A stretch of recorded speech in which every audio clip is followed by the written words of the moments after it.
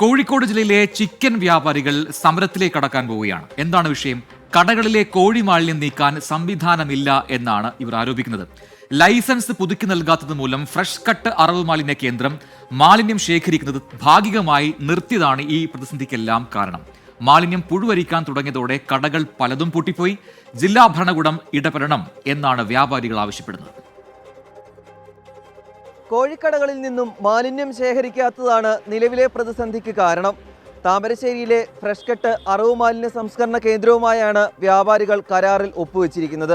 ഇതുപ്രകാരം കോഴിക്കോട് ജില്ലയിലെ മുഴുവൻ കോഴിക്കടകളിൽ നിന്നും ഫ്രഷ് കട്ട് തന്നെയാണ് മാലിന്യം ശേഖരിക്കേണ്ടതും. ലൈസൻസ് പുതുക്കി നൽകാത്തതിനാൽ ഫ്രഷ് കട്ട് സംസ്കരണ കേന്ദ്രത്തിന്റെ പ്രവർത്തനം അവസാനിപ്പിക്കാൻ പോവുകയാണ്. ഇതിനു മുന്നോടിയായാണ് മാലിന്യ ശേഖരണം താൽക്കാലികമായി നിർത്തിയത്.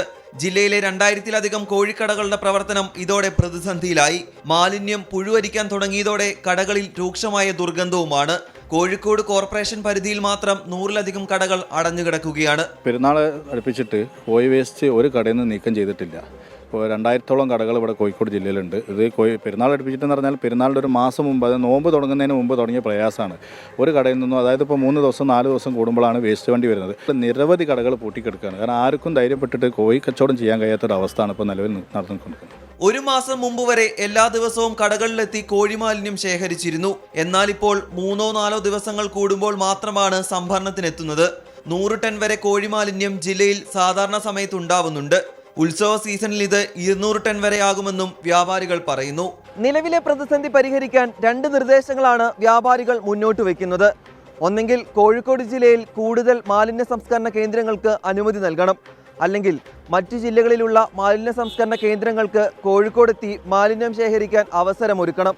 ഇത് രണ്ടും ഉണ്ടായില്ലെങ്കിൽ കർശനമായ സമരപരിപാടികളിലേക്ക് കടക്കാനാണ് കോഴിക്കട വ്യാപാരികളുടെ തീരുമാനം. രാഹുൽ സുരേഷ്, 24 കോഴിക്കോട്. പൊതുജനം കഴുതയല്ല സാർ. ഈ ഉറവിട മാലിന്യ സംസ്കരണമൊക്കെ അത് പ്രോത്സാഹിപ്പിക്കാനൊക്കെ സർക്കാർ ഒരുപാട് പദ്ധതികൾ ഉണ്ടാകുമ്പോഴും ഈ രീതിയിലുള്ള ഈ അറവ് മാലിന്യ സംസ്കരണമൊക്കെ ഏത് രീതിയിൽ വേണം നടത്താൻ? അതിനൊരു സ്ഥാപനം മാത്രം മതിയോ, അതിനൊരു കേന്ദ്രം മാത്രം മതിയോ എന്നൊക്കെയുള്ള ചോദ്യമാണ് ഇവിടെ വരുന്നത്. 1 മാസം മുൻപ് വരെ മാലിന്യ ശേഖരം കൃത്യമായി നടക്കുമായിരുന്നു. കൂടുതൽ അറവ് മാലിന്യ സംസ്കരണ പ്ലാന്റുകൾക്ക് അനുമതി നൽകി പ്രശ്നം പരിഹരിക്കണമെന്ന് വ്യാപാരികൾ പറയുന്നുണ്ട്. നോക്കാം അത്തരത്തിലുള്ള ചില പ്രതികരണം. ഈ കോഴിക്കോട് ജില്ലയിൽ ഒരു ഫ്രഷ് കട്ട് എന്ന ഒറ്റ കമ്പനി മാത്രമേ ഉണ്ടായിരുന്നുള്ളൂ. നമ്മൾ കച്ചവടക്കാർക്ക് ഈ മുമ്പ് പ്രൈവറ്റ് കമ്പനിക്ക് നമ്മൾ കൊടുത്തിരുന്നത്.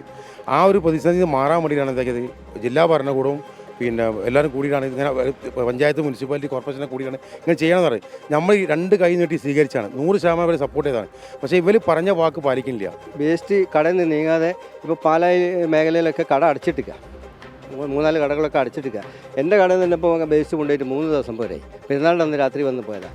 അപ്പോൾ ഈ നിലയിൽ ഇത് മുന്നോട്ട് പോകാൻ ഒരിക്കലും ഞങ്ങൾക്ക് കഴിയില്ല. ഞങ്ങൾ കളക്ടറുമായിട്ടും പഞ്ചായത്തായിട്ടും എല്ലാ സ്ഥലത്തും ഞങ്ങൾ പരാതി കൊടുത്തിട്ടുണ്ട്. വേറെ ഒരു മാലിന്യത്തിനും ഇല്ലാത്തൊരു നിയമം ചിക്കൻ വേസ്റ്റിനുണ്ട്. അതെന്താ വെച്ചാൽ DLFMC എന്ന് പറഞ്ഞിട്ട് കളക്ടർ ചെയർമാനായ ഒരു അതോറിറ്റിയാണ് ആർക്ക് ചിക്കൻ മാലിന്യം കൊടുക്കണമെന്ന് തീരുമാനിക്കുന്നത്. ബാക്കി ഈ വേസ്റ്റ് മുഴുവനും അതിർത്തികൾ, ജില്ലകൾ, സംസ്ഥാനങ്ങൾ മാറിപ്പോണം. ഇതിനൊക്കെ കാരണക്കാർ ഈ ജില്ലാ ഭരണകൂടത്തിനോട് ഞങ്ങളിത് ഏറ്റെടുത്ത് സംസ്കരിച്ചോളാം എന്ന് പറഞ്ഞ് ഏക ലൈസൻസ് നേടിയ ഫ്രഷ് കട്ട് എന്ന കമ്പനിയാണ്. ഈ ഫ്രഷ് കട്ട് മറ്റുള്ള കമ്പനീനെ വരുന്നതും തടസ്സപ്പെടുത്തി. ഇപ്പോൾ മാലിന്യം കൂടിയപ്പോൾ ഫ്രഷ് കട്ടിന് ഇത് സംസ്കരിക്കാൻ സാധിക്കുന്നില്ല. അത് ജില്ലാ ഭരണകൂടത്തിന് മനസ്സിലായിട്ടുണ്ട്. അപ്പോൾ വ്യാപാരികൾ പറയുന്നതിൽ കഴമ്പുണ്ട് എന്നാണ്. അപ്പോൾ ഒരു കേന്ദ്രത്തിന് മാത്രം ഇത്രമാത്രം ഒരു ജില്ലയിലെ ആകെയുള്ള എല്ലാ അറവ് മാലിന്യങ്ങളും ഇതുപോലെ എടുത്ത് അത് സംസ്കരിക്കാൻ കഴിയുമോ എന്നൊരു പ്രധാനപ്പെട്ട ചോദ്യം. പിന്നെ അത് കരാർ പുതുക്കി നൽകാത്തത് കൊണ്ട് ഭാഗികമായി മാത്രമേ ഈ മാലിന്യങ്ങൾ ശേഖരിക്കുന്നുള്ളൂ. അത് വലിയ പ്രശ്നമാണ്. ഒപ്പം അത് പുഴുവരിച്ചു തുടങ്ങുന്ന അവസ്ഥയിലാണ് പലയിടങ്ങളിലെയും മാലിന്യം. അതുണ്ടാക്കുന്ന പാരിസ്ഥിതിക പ്രശ്നങ്ങൾ, സാമൂഹ്യ പ്രശ്നങ്ങൾ വേറെയാണ്. അതുകൊണ്ട് എത്രയും പെട്ടെന്ന് ജില്ലാ ഭരണകൂടം ഇതിൽ ഇടപെടുകയും അതിനെന്താണോ ചെയ്യേണ്ടത്, കൂടുതൽ കേന്ദ്രങ്ങൾ തുടങ്ങാനുള്ള അനുമതിയെങ്കിൽ അത് നൽകാനുള്ള നടപടികളിലേക്ക് കടക്കണം എന്നാണ് പൊതുജനം കഴിയില്ല സാർ എന്ന പരിപാടിയും ആവശ്യപ്പെടുന്നത്.